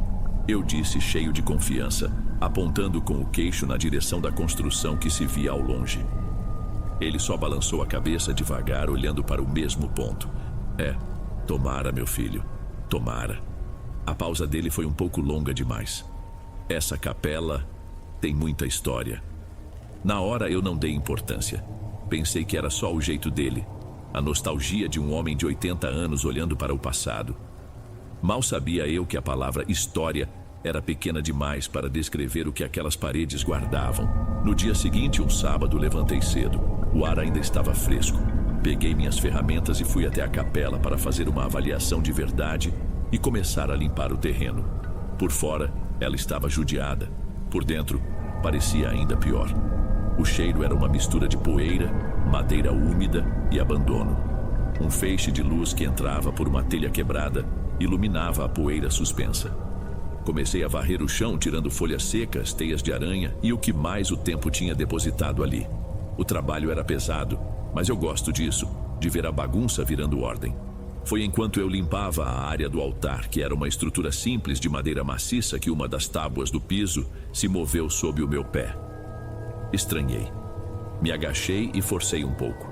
Estava solta. Com a ponta de uma espátula, consegui levantá-la. E lá dentro, num pequeno vão escavado na terra, havia um embrulho de pano encerado. Parecia bem velho. Com cuidado, eu o peguei e desenrolei.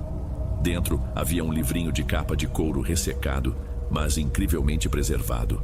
Na primeira página, com uma caligrafia elegante e um pouco tremida, estava escrito: Crônicas de Cassiano, servo de Deus. Era o diário do meu tataravô, o padre que, segundo a família, tinha erguido aquele lugar com as próprias mãos.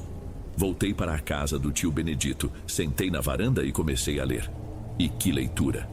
No começo, era o que eu esperava.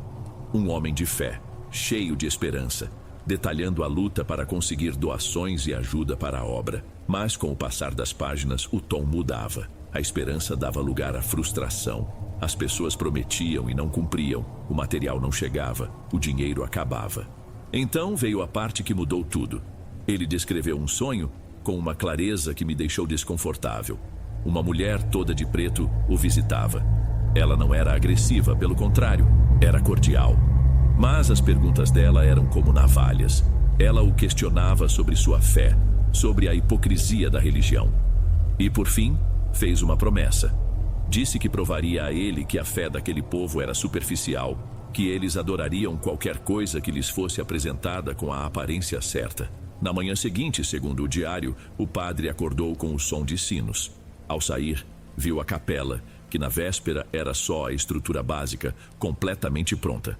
As portas no lugar, as paredes pintadas, tudo acabado. Ele correu para lá, achando que era uma obra divina. Mas, ao entrar, sentiu que algo estava errado. Não havia uma única imagem de Cristo ou de qualquer santo. As cruzes nas paredes tinham proporções estranhas. quase imperceptíveis. Para todos os outros moradores, a capela sempre esteve daquele jeito. Eles o tratavam como se ele estivesse delirando. A última anotação era curta e a letra quase ilegível. Ele contava que estava sentado sozinho no banco da igreja, tentando entender o que tinha acontecido, quando ouviu um sussurro bem no seu ouvido, a mesma voz da mulher do sonho. Eu te disse. Ele se virou. Não havia ninguém. Fechei o diário e fiquei um bom tempo olhando para o nada. Que história! Era o relato trágico de um homem que a pressão e a solidão levaram à loucura. Só podia ser. Um colapso psicológico tão forte que ele criou essa fantasia para justificar o próprio fracasso. Foi o que eu pensei. Era uma explicação triste, mas racional. E naquele momento, era a única que fazia sentido. Na segunda-feira voltei ao trabalho com a história do diário na cabeça. Era como uma música que não sai do pensamento. Eu me dizia que era só uma tragédia familiar, mas não conseguia evitar procurar os detalhes que meu tataravô mencionou. Queria provar a mim mesmo que era tudo imaginação dele. Comecei pelas cruzes entalhadas nas paredes. Havia 3 grandes de madeira escura. À primeira vista eram normais, rústicas, mas normais. Mas eu sou arquiteto. Detalhes são o meu trabalho. Peguei a trena a laser e medi a primeira. O eixo vertical estava perfeito, o horizontal também, mas o ângulo entre eles não era de 90 graus. Era 88. Uma diferença mínima, impossível de notar a olho nu, mas deliberada. Nenhum artesão com o mínimo de orgulho faria isso por acidente. Fui para a segunda cruz, 91 graus. A terceira, 89. Eram todas sutilmente tortas, corretas o suficiente para parecerem certas, mas fundamentalmente erradas. Senti um nó no estômago. Continuei o trabalho tentando ignorar aquilo. Precisava verificar a estrutura do telhado. Subi numa escada, chamei meu tio para me ajudar a segurar. Tio, o senhor não acha a acústica daqui esquisita? Perguntei, mais para quebrar o silêncio. Ele ficou parado lá embaixo, olhando para os próprios pés. Sempre foi assim, parece que a gente fala para dentro. E era exatamente isso. Minha voz não ecoava. Ela saía da minha boca e simplesmente sumia. Não tinha a reverberação que um lugar como aquele, com pé direito alto e paredes lisas, deveria ter. Bati palmas. O som foi seco, curto, como se as paredes o absorvessem instantaneamente. Era uma física que eu não conseguia entender. Era antinatural. Foi então que a outra sensação começou. Senti um calafrio, aquela sensação de que não estava sozinho. Eu me virava e não havia nada além dos bancos velhos e da poeira. Mas a sensação não passava. Parecia vir das sombras nos cantos dos vãos escuros do teto. Eu me sentia observado. Não por uma pessoa, mas pela própria construção. Era como se a capela soubesse que eu estava descobrindo seus segredos e não estivesse gostando nem um pouco. Terminei o dia mais cedo. Juntei minhas coisas com uma pressa que não era minha. Eu não estava com medo, não como em um filme de terror. Estava muito perturbado. Meu cérebro, que funciona com base em lógica, em ângulos e medidas, estava em curto-circuito. Do lado de fora, olhei para trás. A capela estava lá, quieta sob o sol do fim de tarde. Parecia inofensiva. Uma igrejinha velha e torta. E por um instante, duvidei de tudo o que tinha medido e sentido. Talvez o louco fosse eu. Naquela noite eu mal consegui dormir. Cada barulho da casa antiga, o estalo da madeira, o vento no telhado, parecia amplificado. Revirava na cama, tentando encontrar uma posição confortável, mas minha mente não parava. As imagens do diário e as medidas tortas da capela se misturavam. Eu estava esgotado, e acho que foi essa exaustão que abriu a porta para o que veio a seguir. Adormeci e sonhei, mas não era um sonho confuso, fragmentado, era nítido, real. Eu estava de volta ao meu apartamento na cidade, sentado na minha mesa de trabalho em frente ao computador. Na tela, os projetos da capela estavam abertos. Eu sentia o cheiro familiar do meu próprio espaço, via meus livros na estante, à vista da janela. Era tudo meu, tudo seguro. Então eu senti um frio que não vinha da janela, vinha de dentro do quarto. Olhei para o reflexo no monitor escuro e vi. Havia uma mulher parada atrás de mim. Ela era alta, vestida com um vestido preto simples e de corte antigo. Um chapéu de abas largas cobria seu cabelo e seu rosto. O rosto era um borrão de sombra, uma escuridão que se movia como fumaça, impedindo que eu visse qualquer traço. Era exatamente como meu tataravô tinha descrito. Você é meticuloso, Rodolfo. A voz dela era suave, educada, mas ressoava diretamente na minha cabeça, não nos meus ouvidos. Ele também era no início, o outro, o padre. Eu não conseguia me mexer, meu corpo inteiro estava pesado como se estivesse submerso em água. Aquele lugar tem potencial, ela continuou dando um passo lento na minha direção. Eu podia vê-la no reflexo se aproximando. Você quer consertar? Quer deixar sua marca? Eu posso ajudar. Na tela do computador, as plantas da capela começaram a se redesenhar sozinhas. As linhas se endireitaram, a geometria se tornava complexa, bela, impossível. Uma obra-prima de arquitetura surgia diante dos meus olhos, uma estrutura que desafiaria a gravidade e o tempo. O que você quer? Consegui balbuciar no sonho, a voz arrastada. A cordialidade na postura dela desapareceu. A sombra em seu rosto pareceu se intensificar. Quero que você pare de estragar o meu trabalho. Você está tentando corrigir o que já é perfeito. Aquele lugar não obedece às suas regras. Nunca obedeceu. Acordei num pulo ofegante. O coração batia descontrolado contra as minhas costelas. Eu estava no quarto da casa do meu tio, na cama estreita, encharcado de suor. A escuridão do interior era total, mas a imagem da mulher e a voz dela estavam gravadas na minha mente com uma clareza assustadora. Não tinha sido um sonho qualquer. Tinha sido um aviso. A história do diário não era sobre o passado. Estava acontecendo de novo, comigo. Eu não preguei o olho o resto da noite. Fiquei sentado na cama, vendo a escuridão lá fora clarear aos poucos, se transformar em cinza e depois em azul. O medo cru da madrugada foi dando lugar a uma espécie de calma decidida. Eu não podia mais confiar nos meus sentidos nem nos meus sonhos. Eu precisava de um fato, um número, algo que não pudesse ser explicado pela psicologia, pelo estresse ou pela sugestão. Assim que o dia raiou, peguei minha maleta de equipamentos. Deixei o martelo e o serrote. Peguei só a trena a laser de alta precisão, um prumo, um nível e um bloco de anotações. Eu não ia mais restaurar nada. Eu ia dissecar aquele lugar. Voltar para a capela foi diferente. A sensação de ser observado não era mais uma suspeita. Era uma certeza. O silêncio lá dentro parecia pesado, tenso, como se o lugar estivesse esperando alguma coisa. Ignorei. Se aquilo era real, precisava de uma prova irrefutável.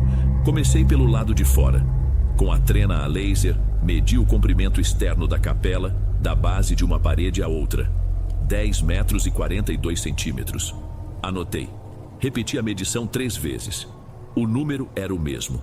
Fiz o mesmo com a largura. 6 metros e 20 centímetros. Números exatos, concretos. A casca do edifício. Respirei fundo e entrei. O ar parecia mais denso, mais frio. Fui até o fundo da nave. Encostei o aparelho na parede e apontei o laser para a parede oposta, a da entrada. Apertei o botão. A linha vermelha cruzou o salão vazio. O número piscou na pequena tela. Meu estômago embrulhou. Eu li de novo. E de novo. Não era possível. 10 metros e 97 centímetros, quase meio metro a mais por dentro do que por fora. Meu primeiro reflexo foi culpar a ferramenta. O laser devia estar com defeito. Talvez a poeira no ar estivesse causando alguma distorção. Voltei para a casa do tio Benedito quase correndo.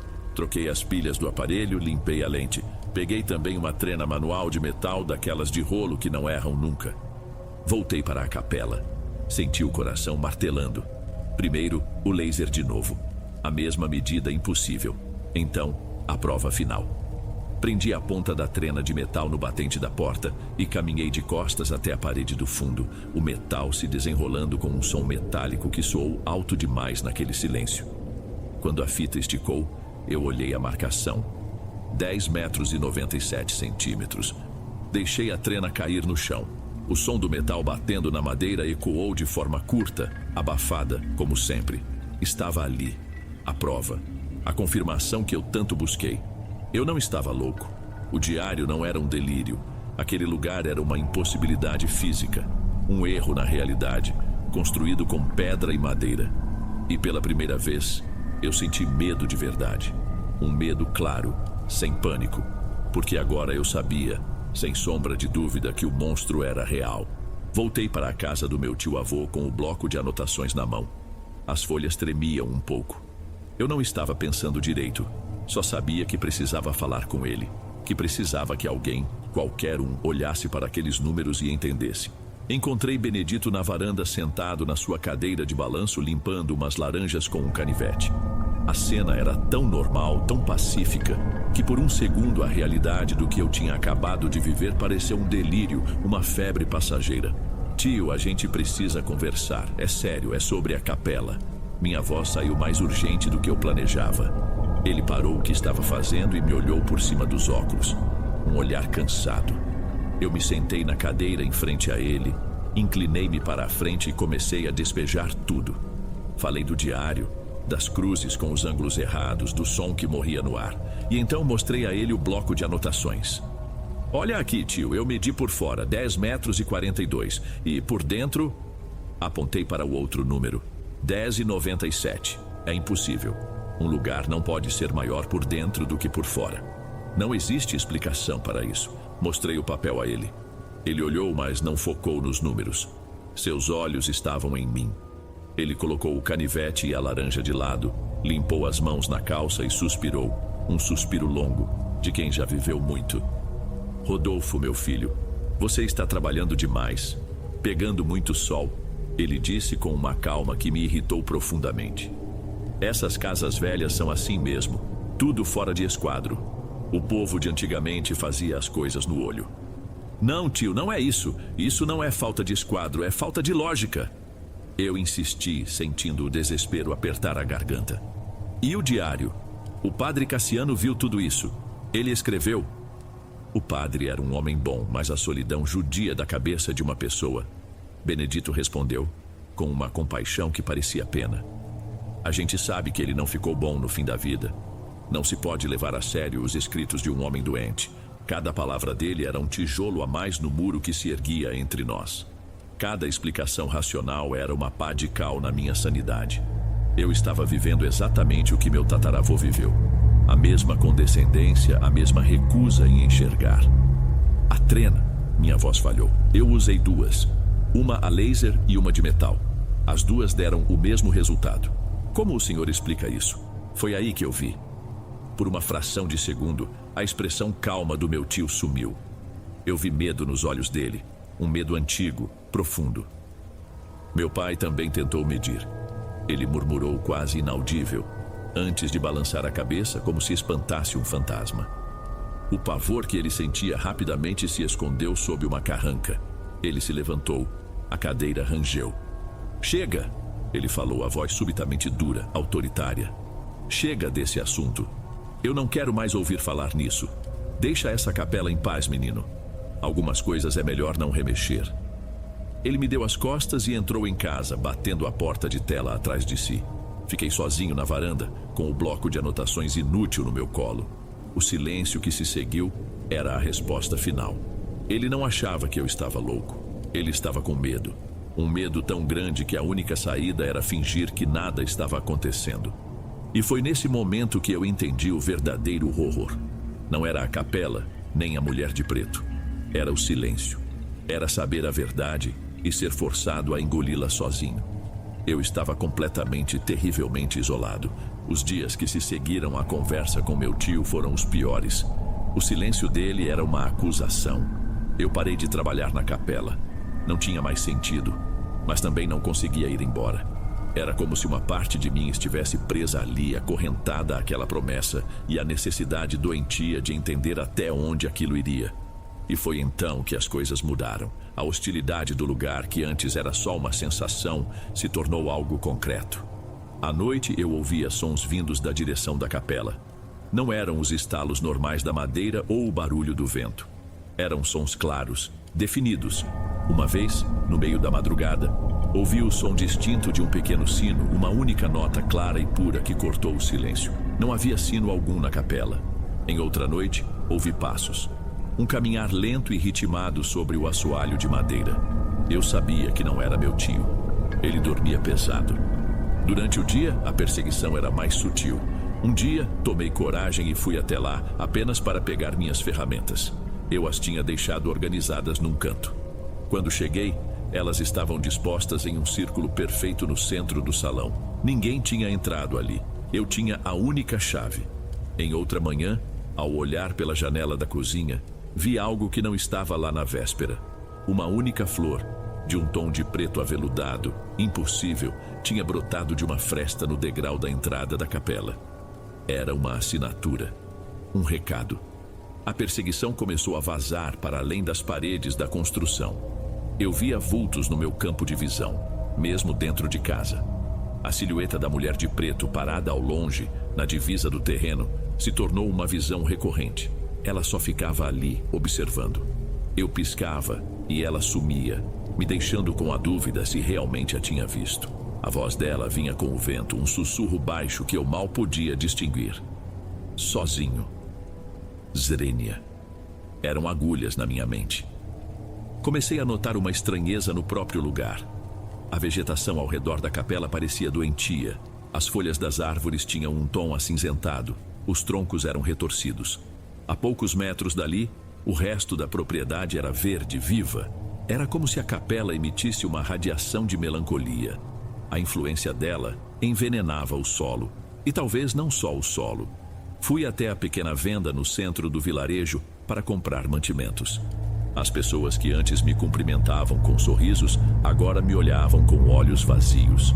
Havia uma apatia, uma irritabilidade contida no ar que me deixou arrepiado. O dono da venda, um senhor que sempre me deu um desconto, me entregou o troco sem dizer uma palavra, apenas para logo em seguida começar a arrumar obsessivamente umas latas na prateleira, garantindo que o espaço entre elas era perfeitamente igual. Ele media com os dedos, os olhos vidrados. Aquele mal estava ali há gerações, adormecido, e eu o tinha despertado. O auge aconteceu há 3 noites. Eu estava no meu quarto tentando ler, quando uma luz fraca vinda da janela chamou minha atenção. Olhei. Era a capela. Havia uma luz lá dentro, um brilho suave e pulsante, como as batidas de um coração lento e doente. Fiquei olhando hipnotizado, e contra toda a minha vontade, meus pés começaram a me levar para lá. A porta da casa do meu tio rangeu quando eu saí. Caminhei pela grama úmida, atraído por aquela luz. A porta da capela, que eu mesmo havia trancado com um cadeado pesado, estava entreaberta. Um convite. Quando eu estava a poucos metros, um som veio de lá de dentro. Um som que fez cada pelo do meu corpo se eriçar. Era uma melodia baixa, um zumbido cantarolado. O som inconfundível de uma mulher entoando uma canção de ninar. Ela estava lá dentro, me esperando. Naquele instante a atração se quebrou e um medo instintivo tomou conta de mim. Virei-me e corri de volta para a casa como nunca tinha corrido na vida. Tranquei a porta e me encolhi no meu quarto, ouvindo o meu próprio coração acelerado que tentava competir com a luz que ainda pulsava na escuridão. Passei a noite em claro, encolhido na cama, mas o medo foi lentamente se transformando em outra coisa. Uma clareza horrível. Eu finalmente entendi a jogada daquela coisa. Ela não queria me matar. Queria que eu continuasse o trabalho. Queria que eu, com meu conhecimento técnico, legitimasse a existência daquela capela, que a tornasse bonita e aceitável para uma nova geração, garantindo sua permanência. A restauração não era uma ameaça para ela, era a renovação do seu contrato. Eu entendi que meu tataravô não fracassou, ele recuou. Ele entendeu que não se pode consertar o que já nasceu podre. E agora, a escolha era minha. Fugir e deixar a porta aberta para o próximo, ou queimar a porta, a casa e tudo o que estivesse dentro. No dia seguinte, agi como um autômato. Esperei meu tio Benedito sair para suas compras no vilarejo. Fui até o pequeno galpão nos fundos e encontrei o que precisava. 2 galões de querosene para o gerador antigo, panos velhos, estopa. Carreguei tudo para a capela, sem pressa, sentindo os olhos da construção sobre mim.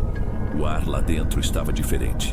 Não era mais hostil, era presunçoso, triunfante.